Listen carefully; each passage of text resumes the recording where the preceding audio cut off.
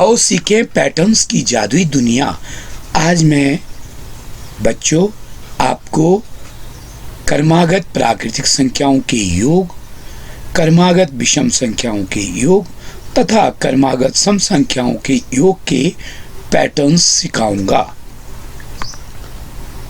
सबसे पहले क्रमागत प्राकृतिक संख्याओं का योग, सम ऑफ कंसेक्यूटिव नेचुरल नंबर्स।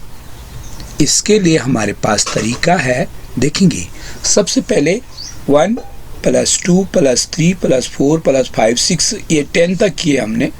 तो देखो इन सब का जोड़ अगर हम देखेंगे तो 55 हमको प्राप्त होता है। लेकिन इसी में अगर हम पैटर्न ढूंढेंगे तो इनकी संख्या 10 है, तो इससे एक बड़ी यानी 11 से गुणा करके अगर 2 का भाग देंगे तो तब भी हमको 55 प्राप्त होता है। ऐसे ही देखो, अब मैंने 1 से 20 तक की लगातार प्राकृतिक संख्याओं को लिया है, तो इनका सम अगर हम देखेंगे कि 20 और इन सब को जोड़ेंगे तो 210 प्राप्त होता है, जो कि संख्याओं यानी 20 और 21 के गुणनफल में 2 का भाग देने से प्राप्त होता है ना मजेदार पैटर्न। यस। अब हमारे पास एक सीधा सवाल है कि 1 से लेकर 50 तक की लगातार जो क्रमागत प्राकृतिक संख्याएं हैं उनका योग क्या होगा। तो अब हमारे पास लगातार 50 है, तो 50 × 51, यहाँ पर 51 इंटू होगा upon 2 is equal to 2550/2 is equal to 1275। इसी प्रकार से हम 1 से 100 तक की संख्याओं को जोड़ निकालेंगे तो हम संख्याओं की कुल संख्या यानी n = 100 और उससे एक बड़े यानी 100 × 1 = 101 से मल्टीप्लाई करेंगे और उसको 2 से डिवाइड कर देंगे तो हमको प्राप्त होता है 5050। इसी प्रकार लगातार विषम संख्याओं के योग के लिए भी हम पैटर्न ढूंढते हैं।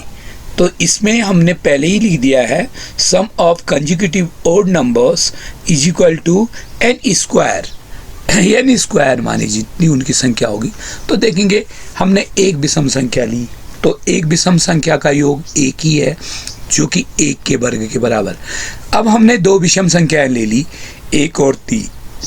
1 और 3 का जोड़ 4 होता है, जो कि 2 के वर्ग के बराबर होता है। हमने 3 विषम संख्याएं ली, 1 3 5। तो देखो 1 3 5 का जोड़ 9 प्राप्त होता है, और यहाँ पर देखेंगे 9 3, क्योंकि 3 विषम संख्याएं ली है तो 3 के वर्ग के इक्वल है। इसी तरीके से 1 3 5 7 को जोड़ेंगे तो हमें 16 प्राप्त होता है, जो कि 4 के वर्ग के इक्विवेलेंट है। इसी तरीके से 1 3 5 7 9 यानी 5 संख्याएं हैं, तो 5 का वर्ग यानी इसका योग प्राप्त होता है 25। इसी तरीके से 1 से लेकर 15 तक की संख्याएं ली, 1 से 15 तक का मतलब है 8 संख्याएं। तो 8 संख्याओं का योग कितना हो जाएगा विषम संख्याओं का, 8 का वर्ग यानी 64 प्राप्त होता है। इसी तरीके से 1 से लेकर 19 तक की हम विषम संख्याओं को लेते हैं, तो 19 तक की विषम संख्याओं का मतलब है 19 + 1 करेंगे तो 20, 20 का आधा करेंगे तो 10, यानी हमारे पास 10 संख्याएं प्राप्त होती है। तो 10 का वर्ग बराबर 100 प्राप्त होता है। और इसी तरीके से देखिए हमने 1 से लेकर 31 तक की संख्याएं ली, जो कि विषम संख्याएं ली। अगर हिसाब लगाएंगे तो इनकी संख्या होती है 16, और 16 का वर्ग प्राप्त होता है हमको 256। इस तरीके से इस पैटर्न के आधार पर हम 1 से लेकर 35 तक की संख्याओं का जोड़ देख रहे हैं। तो 1 से 35 तक 18 विषम संख्याएं हैं क्रमागत, तो 18 का वर्ग बराबर 324 प्राप्त होता है। अब क्वेश्चन हमारा है 1 से 39 तक की लगातार विषम संख्याओं का योग ज्ञात कीजिए। तो 39 तक कितनी संख्याएं होंगी? 39 में 1 प्लस करो 40 हो गया, 40 का आधा कर दो तो 20 प्राप्त होंगी। तो जब 20 प्राप्त होंगी तो इनका योग हो जाएगा 20 का स्क्वायर। तो देखेंगे किस तरीके से हमने इसको ज्ञात किया, और ये 20 का स्क्वायर होता है 400। अगर इसको ऐसे भी देखें तो ये 400 प्राप्त होता है। अब आगे हम देखेंगे लगातार सम संख्याओं के योग के पैटर्न को।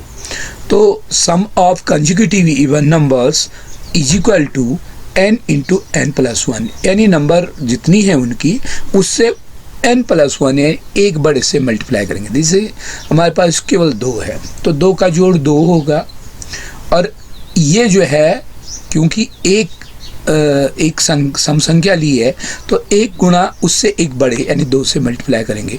तो इसी तरीके से 2 और 4 का जोड़ 6 होता है, जो कि संख्याओं यानी n 2 हैं तो 2 गुणा 3 से प्राप्त होता है। इसी प्रकार से ये 3 संख्याओं के लिए पैटर्न किया तो 3 गुणा 4, 4 संख्याओं के लिए किया तो 4 गुणा 5, 5। अब यहाँ पर 20 तक की संख्या है तो 20 तक 10 संख्याएं आई है तो 10 संख्याओं का योग प्राप्त करेंगे तो 10 गुणा 11 बटे बराबर 110।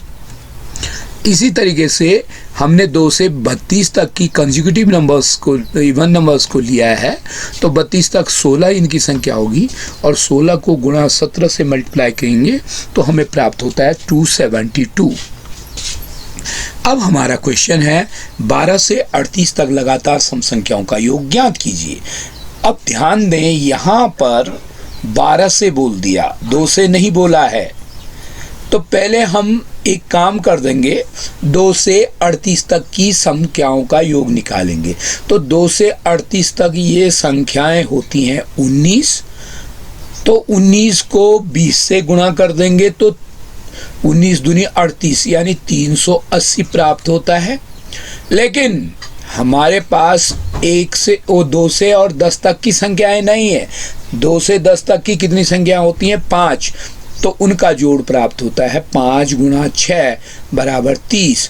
तो हम 380 में से 30 कम कर देंगे तो इस तरीके से जोड़ प्राप्त कर लेंगे। तो देखेंगे जिस तरीके से हमने देखा कि 12 से 38 तक लगातार सम संख्याओं में 2 से 10 तक की 5 सम संख्याएं सम्मिलित नहीं है, और उन 5 सम संख्याओं का जोड़ होना था 5 गुणा 6 बराबर 30। अब हम लगातार 38 तक की सम संख्याओं को लेंगे तो वो प्राप्त होंगी 19, और 19 को 20 से मल्टीप्लाई कर देंगे तो ये हो जाएगा इनका योग 380। तो इसलिए 12 से 38 तक की सम संख्याओं का योग अगर हमको निकालना है तो 380 में से 30 को माइनस कर देंगे बराबर 360 प्राप्त होगा। धन्यवाद।